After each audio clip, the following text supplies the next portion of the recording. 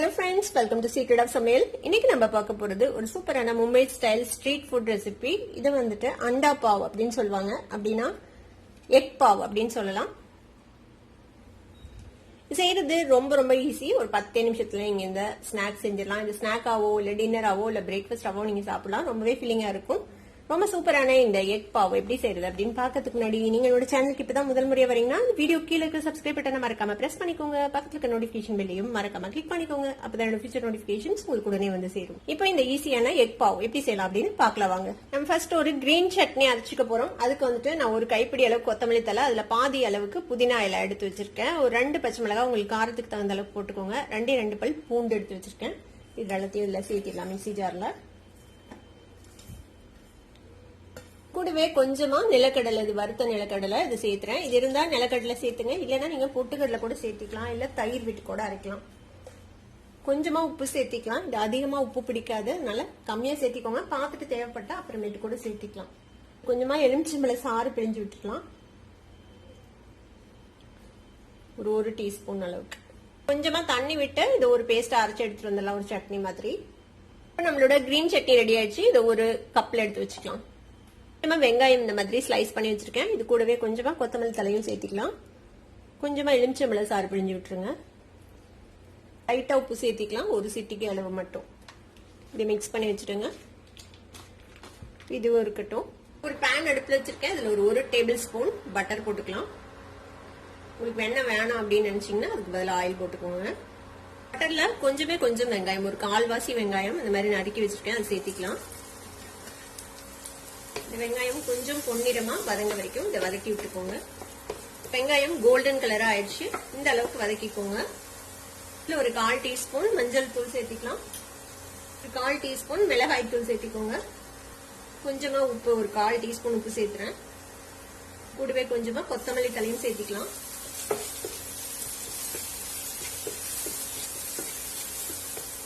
லேசா எண்ணெயில வதங்கினதும் நான் வந்துட்டு ஒரு 3 முட்டையை இந்த மாதிரி வேக வச்சு 2ஆ கட் பண்ணி வச்சிருக்கேன்.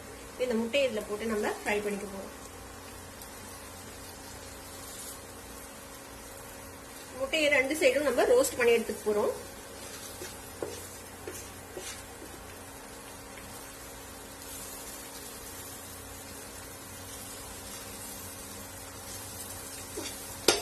இது மாதிரி 2 சைடும் நல்லா ரோஸ்ட் பண்ணியாச்சு. ரொம்ப ஓவராவும் ரோஸ்ட் பண்ணக்கூடாது, ரப்பர் மாதிரி ஆயிடும். லைட்டா ரோஸ்ட் பண்ணி இதை எடுத்து வச்சுக்கலாம் தனியா. முட்டை ஃப்ரை பண்ண அதே பேன்ல இன்னும் கொஞ்சம் பட்டர் போட்டுக்கலாம். ஒரு 1 டீஸ்பூன் அளவுக்கு பட்டர் போட்டுக்கோங்க. இதுல ஒரு 1/4 டீஸ்பூன் பாவ் பாஜி மசாலா சேர்த்துறேன். இது வந்து எவரெஸ்ட் பாவ் பாஜி மசாலா.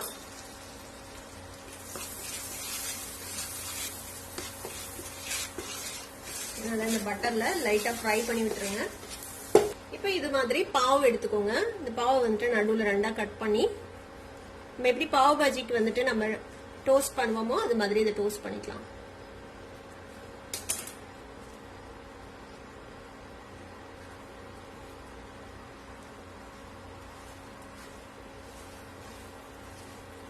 பாவை 2 சைடும் நம்ம வந்துட்டு நல்லா டோஸ்ட் பண்ணி எடுத்துக்கலாம்.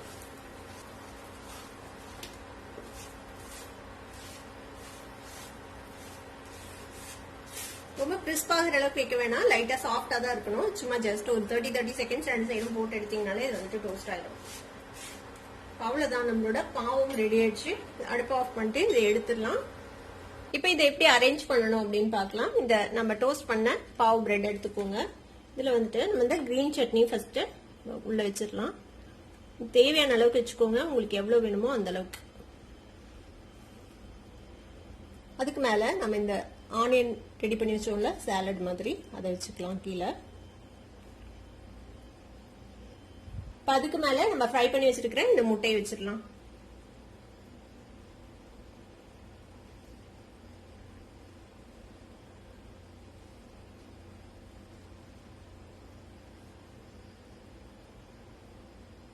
இப்போ இதை இப்படியே க்ளோஸ் பண்ணி அப்படியே சாப்பிட வேண்டியதான். அவ்வளவுதான், நம்மளோட அண்டா பாவ் இப்போ ரெடி ஆயிடுச்சு. ரொம்பவே ஈஸியான ஒரு ஸ்நாக் ரெசிபி, சீக்கிரமே செஞ்சு சாப்பிடலாம்.